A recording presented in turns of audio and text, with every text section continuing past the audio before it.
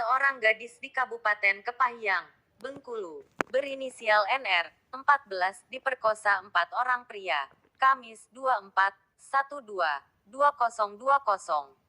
Mirisnya, 2 dari 4 pelaku merupakan ayah dan anak kandung. Ironisnya, sebelum diperkosa, korban terlebih dahulu dicekoki pil anjing gila oleh para pelaku. Tindak asusila ini terbongkar setelah keluarga pelaku memberitahu ke keluarga korban bahwa korban telah diperkosa oleh pelaku. Home regional dicekoki pil anjing gila. Gadis 14 tahun di Bengkulu diruda paksa 4 pria. 2 pelaku ayah dan anak Rabu, tanggal 30 Desember tahun 2020 pukul 10.32 waktu Indonesia Barat. Zoom in dicekoki pil anjing gila. Gadis 14 tahun di Bengkulu diruda paksa 4 pria. 2 pelaku ayah dan anak. Serambi Indonesianet. Ilustrasi, seorang gadis di Kabupaten Kepahyang, Bengkulu, berinisial NR, 14, diperkosa 4 orang pria, Kamis 24.122.2020. Tribunnews.com. Seorang gadis di Kabupaten Kepahyang, Bengkulu, berinisial NR, 14, diperkosa 4 orang pria, Kamis 24/12/2020. Mirisnya, 2 dari 4 pelaku merupakan ayah dan anak kandung. Ironisnya, sebelum diperkosa, korban terlebih dahulu dicekoki pil anjing gila oleh para pelaku. Baca juga, ditinggal nenek ke pasar. Gadis 20 tahun melahirkan di kamar mandi.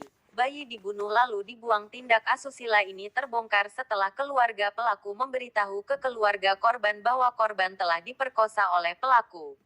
Tak terima dengan kejadian itu, sang ibu melapor ke polisi hingga keempat pelaku berhasil ditangkap pada Selasa, 29.122.2020, di kediamannya masing-masing.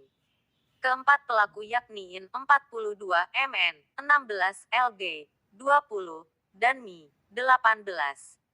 Selain menangkap keempat pelaku, polisi juga meringkus seorang mucikari berinisial LA, 17, dan AM, Kuot. Pelaku 2 diantaranya adalah ayah dan anak kandung, beserta 2 pelaku lain.